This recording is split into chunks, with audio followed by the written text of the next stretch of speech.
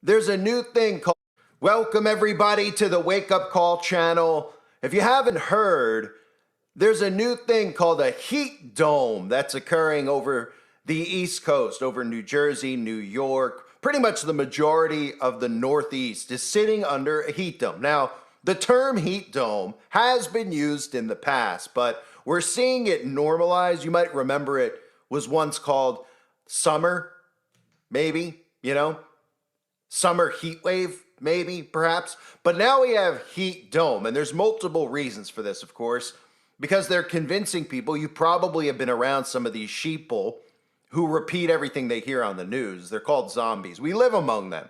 And all they need to be told is that it's the hottest summer on record, and then they go out and they repeat it. Now, do they have any type of documentation? No, they do not. Do they know that the government changes history on a day in and day out basis so that if you actually try to research, suddenly it's never been 97 degrees in places like Chicago before?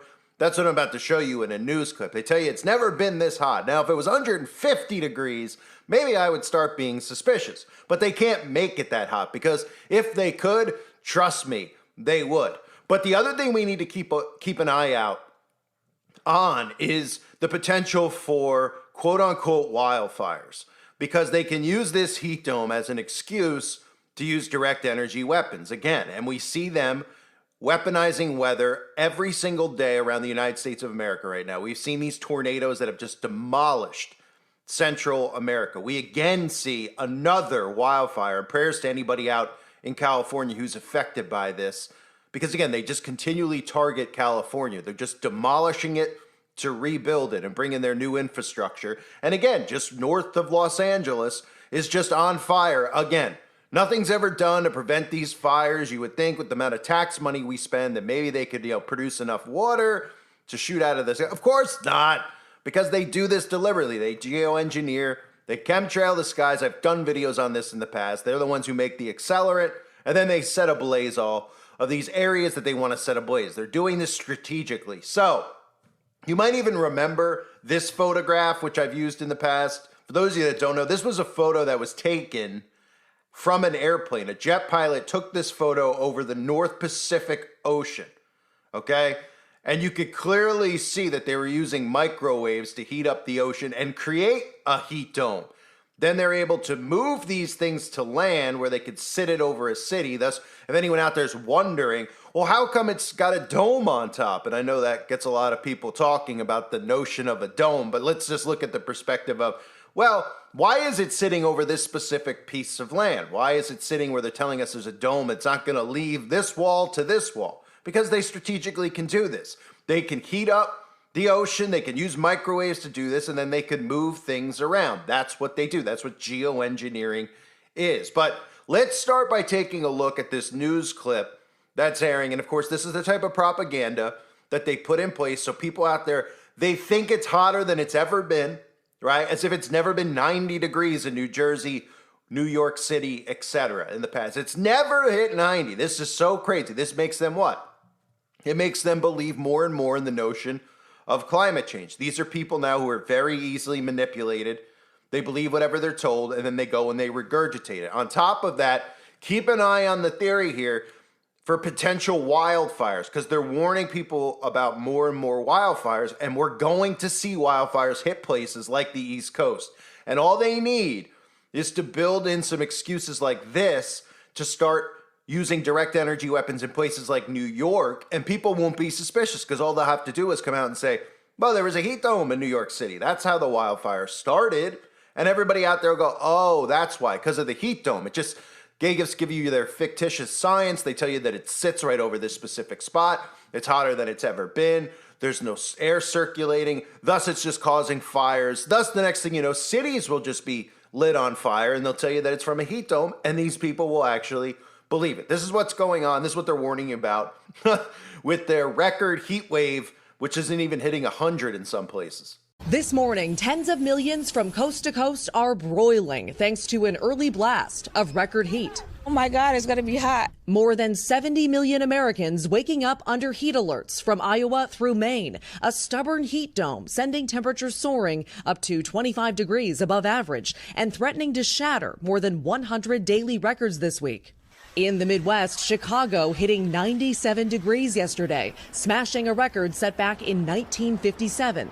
And Detroit residents taking a sweltering 101-degree heat index in stride. A great smothering heat and then a beautiful cool breeze off the Michigan water.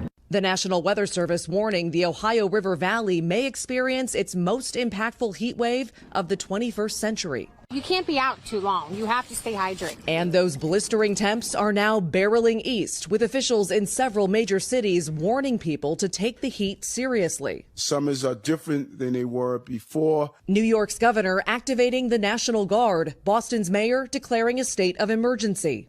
But out west, the emergency is wildfires, with more than 20 burning across multiple states. New evacuation orders issued yesterday for an entire community in New Mexico. The village of Ruidoso telling residents go now, with 2 fires growing rapidly in the area. And in California, make sure you got our back. The Post Fire north of LA now topping 15,000 acres and threatening dozens of homes. With dramatic conditions in the west and extreme heat rolling east, Americans bracing for a wild weather week. All right, so back to the heat and adding to the chaos here. Tens of thousands of people here in Pittsburgh lost power overnight after severe storms rolled through, and crews are now racing to restore it, knowing how desperate everyone is for air conditioning. Hoda? Yeah, all right. Maggie Vespa in Pittsburgh. There, Maggie, thank you. Thanks for a long night. Al, good morning. What do you got? Yeah, good morning. Unfortunately, guys, Maggie put it best. We are looking at a long-duration heat event. Through Friday, these are potential record highs from Louisville, Detroit, Cleveland, Buffalo, Syracuse, Burlington, Bangor, Maine. We're looking at Wilmington. Temperatures anywhere from 10 to 30 degrees above average for those records. For today, Buffalo, not quite close to the record, but the heat index is going to be 98. It's going to feel like that. Triple digits in Pittsburgh. It's going to feel like 90 in Boston, 96 in Washington, D.C. And then we move on into tomorrow. And look at this. Triple digits feeling like in Concord, Syracuse, Altoona, Pennsylvania, 93. Feels like 100 tomorrow in Cleveland. And that heat continues right on into Thursday. We're not going to really see a break in this for at least a week in this area in purple, stretching from New England all the way down to St. Louis, Detroit, Cincinnati. This is a long duration event that could actually be deadly if you are exposed to this heat long enough. Here's the deal now. Through Thursday, this strong dome of high pressure, this heat dome, hangs into the northeast. But then as we get toward the weekend, it slides back down to the south. So we get a little bit of a break for upstate New York and New England. But the Midwest and the mid-Atlantic states on into the Great Lakes still going to be feeling that heat. And you can see, look at these. These are the number of days in a row where we're going to be looking at this heat wave lasting. Syracuse, 4 days. Cincinnati, 8 days, 90 or above. New York, 5 days. D.C., 8 days as well. So again, we need to watch the stories and watch these locations, not because we need to be concerned about the climate. We need to be concerned about areas that they're targeting, because they're telling you that these are the places that are sitting under a heat dome, because these are likely places that they're going to do stuff. Now, in addition to direct energy weapons, because it doesn't mean 100% this time around that they'll use a direct energy weapon there, but there's certainly going to be grid shutdowns. I've talked about this. I've warned about this for a long time. There's going to be more and more grid shutdowns, and people don't realize you get a week with the power off, it causes a lot of death. Most people out there just think, oh, the power's off. I'm going to be bored. I'm going to be sitting in my home playing Scrabble with my grandparents. Well, you're not going to have air conditioning. You're not going to have running water. For most likely not going to have running water unless you live in a city.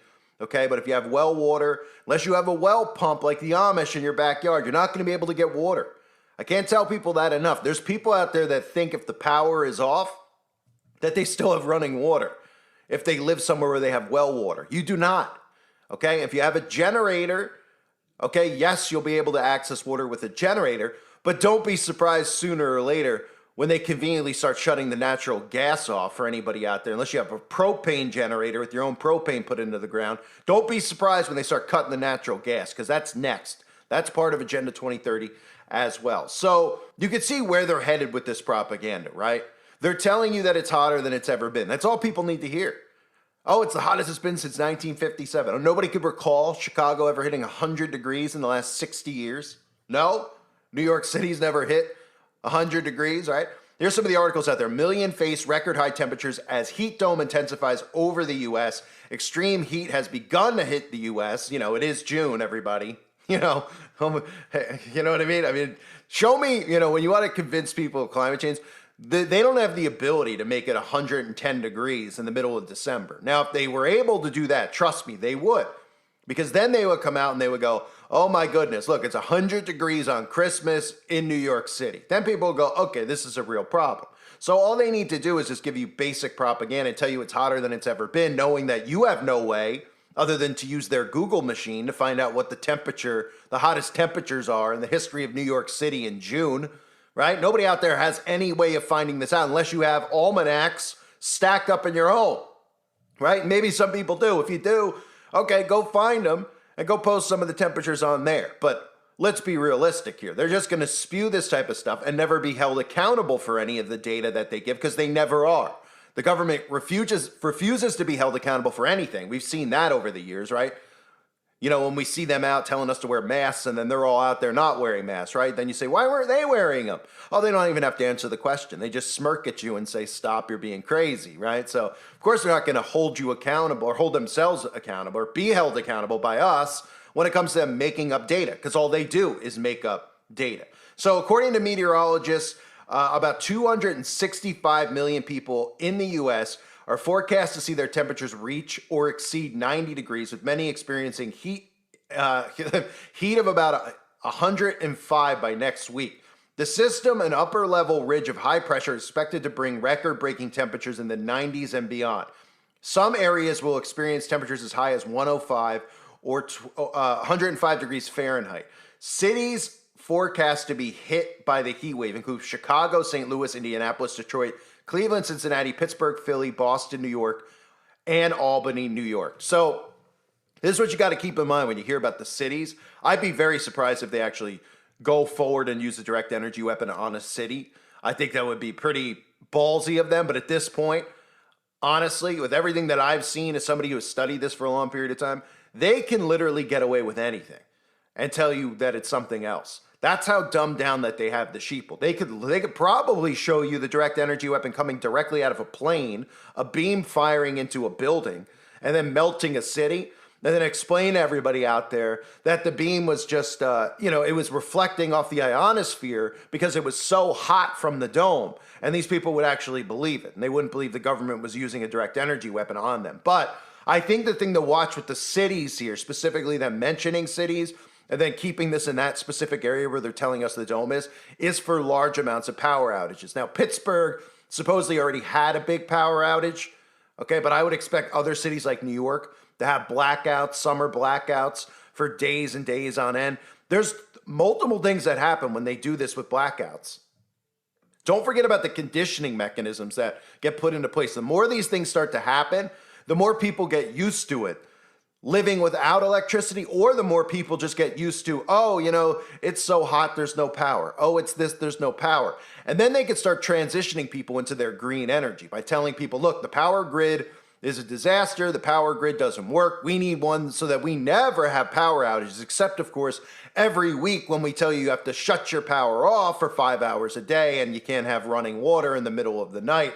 And everybody out there, of course, will agree with it. So you could see, as you saw in that clip, the direct energy weapons being used out in California. Now, many people out there go, well, natural forest fires really do happen.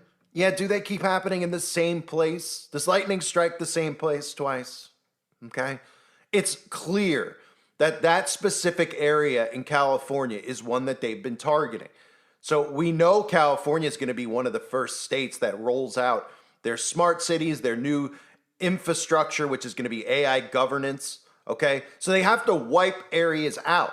So if they had a blueprint and they were like, this is where we're going to build the city, everybody just thinks like, what, the city's just going to sit back on top of Los Angeles? You don't think it's going to be bigger than that? That it's going to run the whole state? Of course it is.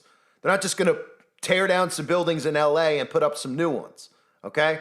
So this thing has to be long. It has to be miles and miles on end, likely going from Los Angeles all the way up to San Francisco, probably all the way up to Bohemian Grove, right?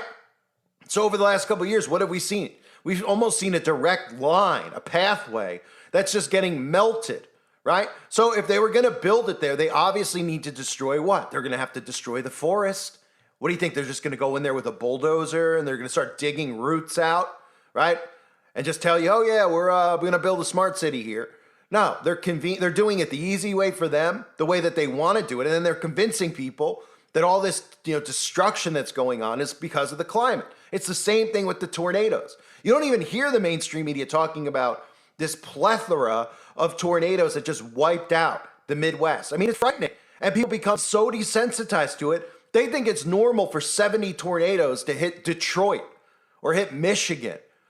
They're just like, oh yeah, 70. We're not talking about, hey, did you hear there was a big tornado, a big twister? 70 tornadoes at once, 60 tornadoes, then the next day. And they're like, all these tornadoes are just sitting right over this location day after day after day. That's what the mainstream media covered. I showed clips of Al Roker. He's like, for the next 5 days, there's just going to be tornadoes right here. You're just like, what? What do you mean they're going to be right there? They're just going to be sitting there and they're just going to keep popping up and disbanding and popping up? Oh, yeah, sure. That doesn't sound suspicious at all. And then they try to convince you that, well, it's climate change. It's climate change. That's why this is happening, right? Just like a heat dome. It's just sitting over now the East Coast all of a sudden. And what are they telling you? Well, they're telling you it's the hottest thing we've ever seen. It's so hot. It's hitting 100 degrees. Oh my gosh, I can't remember ever feeling 100 degrees in June at the Jersey Shore. I mean, many people can remember that and relate to that, right? But they know that you can't remember 3 minutes ago. You certainly can't remember 3 years ago when the government enslaved you in your home, lied to you about everything, tricked people into poisoning themselves. Nobody seems to remember that. So they know that you're not going to remember that it's hit 100 degrees before. They're just going to tell you that this is all just a freak thing going on with the climate. And eventually we need to do something about it, which will be the same exact thing we just did 3 years ago. Lock ourselves in our home, be fearful of something that doesn't exist.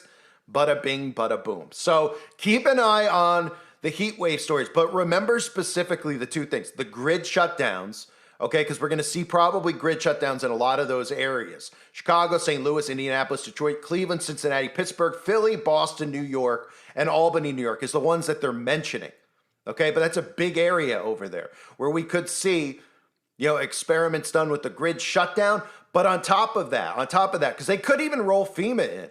If there's, a couple days with nothing in the city, people are going to need water, right?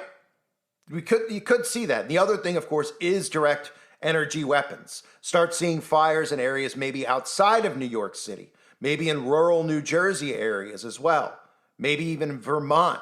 You see that bubble's going pretty far up, right? Pennsylvania, a lot of farmland there as well. It could just start. Remember, in Texas, they were targeting farms, right? We saw the cattle that they just wiped out. And everyone's like, oh, who cares? It's the Texas Panhandle. Oh, it's only, it only makes 35% of our cattle, our beef that we eat. Yeah, don't worry about that, right? So keep an eye on resources and keep an eye on the power grid. I thank everybody for being here. Hope you're all well. Enjoy the summer heat wave. I mean, the heat dome, huh? Yeah, give me a break. I thank you for being here again. God bless all of you and your families.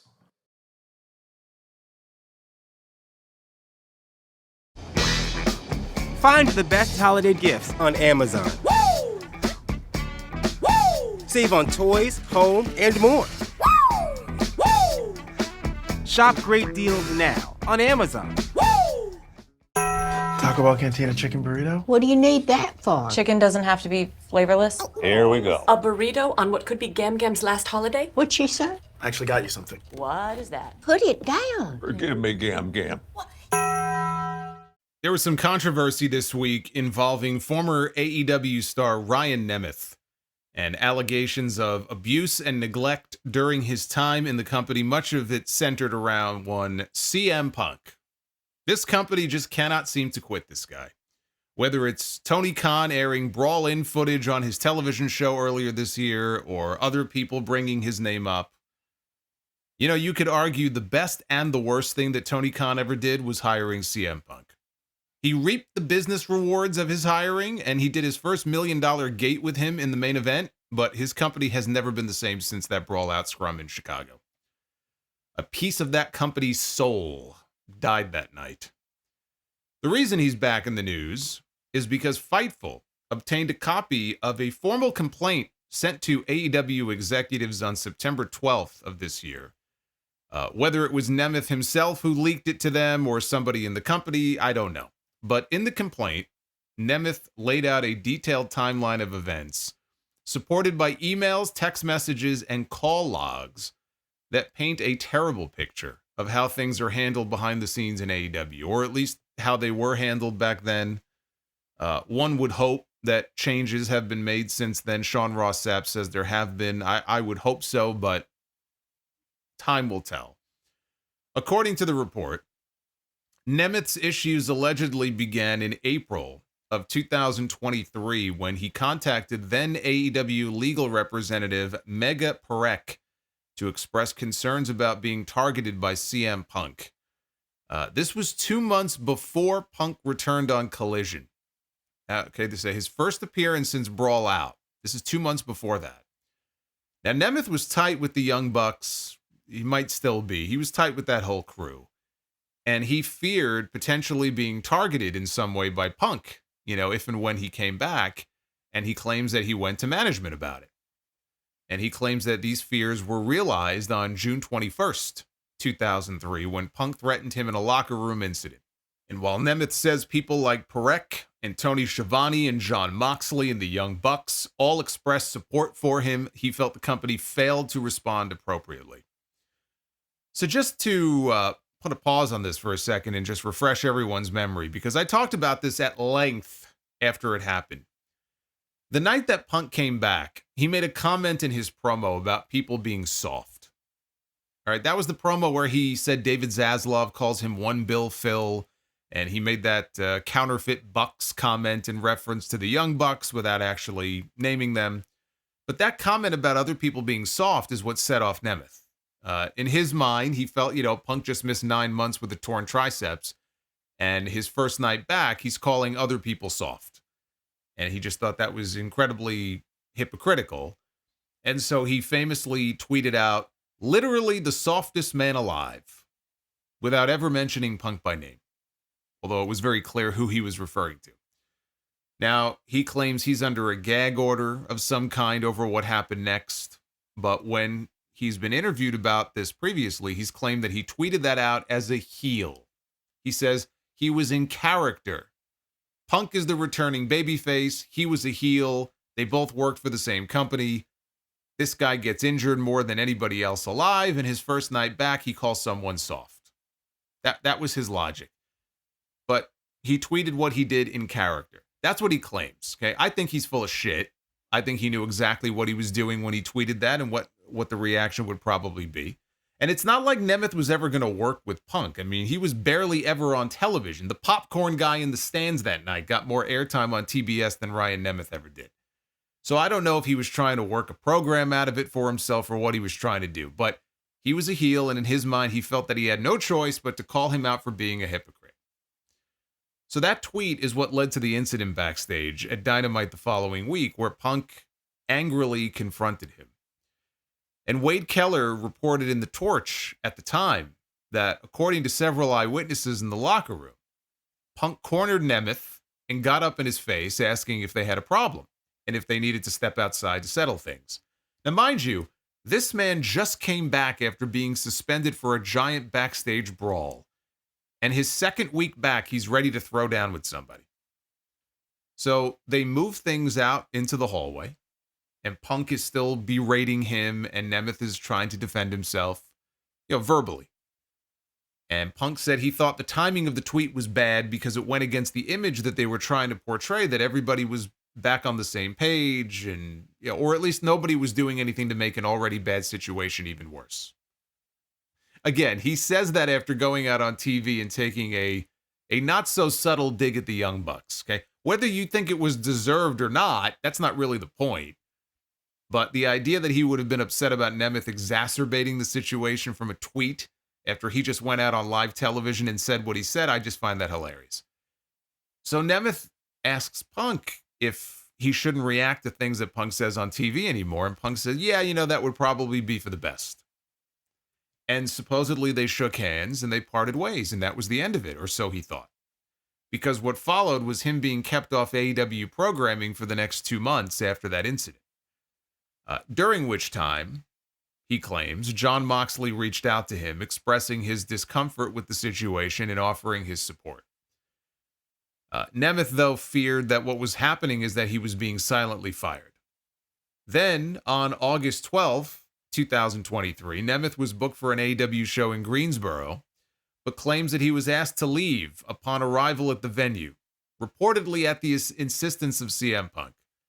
And Pat Buck, who worked for AEW, he initially cited travel confusion as the cause, but then later on he confirmed that Punk, he was the reason, he was involved.